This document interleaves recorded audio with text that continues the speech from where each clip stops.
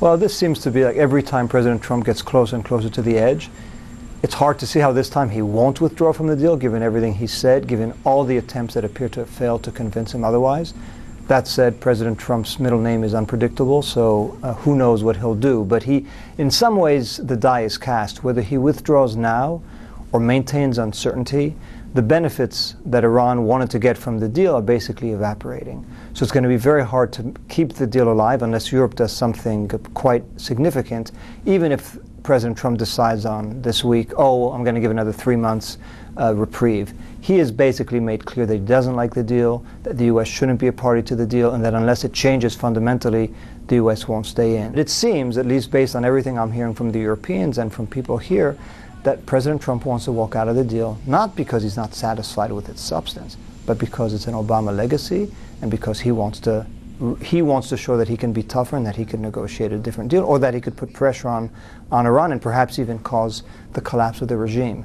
So it's not clear to me at this point that it's a rational case of can we convince President Trump that his interests have been met. It seems more like he wants to walk out of the deal because he wants a different approach towards Iran, and he'll do what it takes to get there. So even if President Trump decides this week, I'm going to give Europe another 3 months to come back with a better deal, we know they're not going to come back with a better deal because you can't unilaterally get a better deal. So it's just going to add 3 more months of uncertainty. The question now is whether the U.S. part of the deal dies in one full swoop this week, or whether it's death by 1,000 cuts.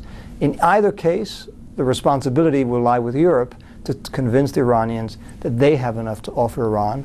They need to convince Iran there's enough in this deal for you. We're going to try to give you as many of the economic benefits that you expect, but we're also going to be tougher with you on other aspects of your policy. I think that's a fair conversation to have with Iran. And that's the case that Europe has to make to Iran. But let's try to stay in this deal together. And again, the key argument for Iran will be, do you prefer having Europe and Iran against President Trump, or the U.S. and Europe against Iran?